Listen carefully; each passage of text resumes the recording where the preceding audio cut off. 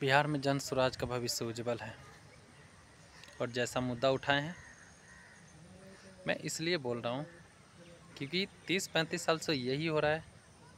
मेरे नीतीश चाचा है, सरकार बना ले रहे हैं, काम भी कर रहे हैं। 2005 में हुए थे तो काम किए थे। मैं खुद बोलने वाला था कि तीर छाप को ही वोट मिलेगा, क्योंकि उस समय मैं बच्चा था और स्कूल में पढ़ने जाता था। तो जो भी आरक्षण के बच्चे थे उसे ही साइकिल का रुपया, ड्रेस के रुपया, छात्रवृत्ति जो भी मिलता था वो लोग को ही मिलता था। और मैं ठहरा सवर्ण। अब सवर्ण जाति में था तो बच्चा में ये आता था कि शायद मैं सवर्ण नहीं रहता तो ही अच्छा रहता, मुझे भी साइकिल की मिल जाता, फॉर्म भरने में कम रुपया लगता। और मैं हूँ नॉर्मल फैमिली, गरीब फैमिली से, तो मम्मी से भी मांगता था तो मम्मी रुपया देती नहीं थी और ड्रेस के भी रुपया नहीं मिलता था पहले, अनाज भी नहीं मिलता था पहले, और छात्रवृत्ति का तो बात ही क्या करें। पहला बार 2005 में नीतीश सरकार आया तो उन्होंने हर एक बच्चे को नाम पे ड्रेस अलॉट किया कि हाँ हर एक बच्चे को ड्रेस का कपड़ा के रुपया मिलेगा।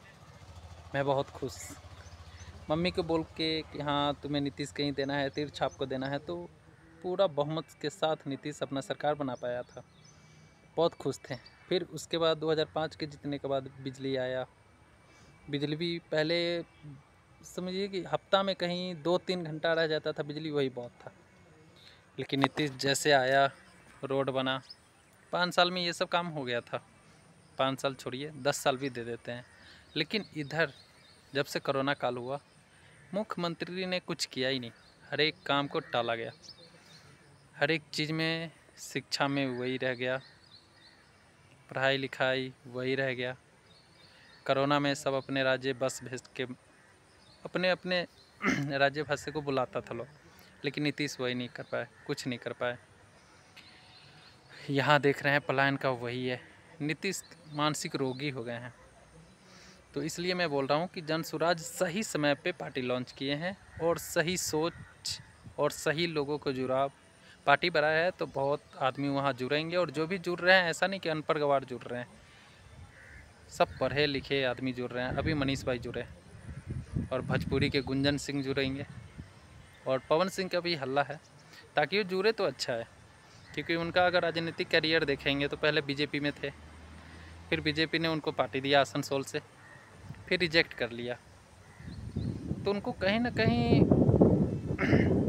बीजेपी में नहीं जाना चाहिए। अगर बीजेपी में चले गए तो फिर जिस पार्टी में रह के आप कभी विरोध किए हो उसी पार्टी में जाओगे, फिर तो मनीष कश्यप जैसा हाल होगा। मनीष कश्यप को आज क्यों नहीं सीरियस लेता है? चाहे साल भर 1.5 साल देख रहे हो कोई वीडियो नहीं चलता है, तो मनीष कश्यप को सीरियस लेना ही छोड़ दिया कि हाँ ये मोटा खंबा देख के पकड़ रहा है। वही हाल है पवन सिंह का भी होगा।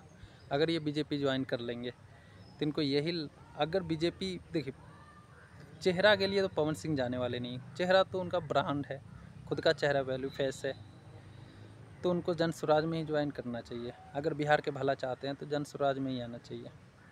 बस मैं यही कहता हूँ कि जन स्वराज का भविष्य बहुत बहुत काफ़ी बेहतर होगा। और मुझे तो नहीं लगता कि प्रशांत किशोर जैसा कोई पार्टी है या कोई सोच रखने वाला कोई पार्टी है। बीजेपी भी है, बीजेपी भी कोई है नहीं, चेहरा ही नहीं है। नीतीश थे तो नीतीश, मानसिक संतुलन जिनका नहीं रहेगा वो थोड़ी रहेंगे मुख्यमंत्री। बिहार में आए दिन बलात्कार होता है, कुछ न कुछ मैटर रहते हैं, घूसखोरी उतना ही है। तो जन स्वराज को फुल सपोर्ट कीजिए और सही बात, सही मुद्दा और सही आदमी को ही वोट दीजिए। बाय।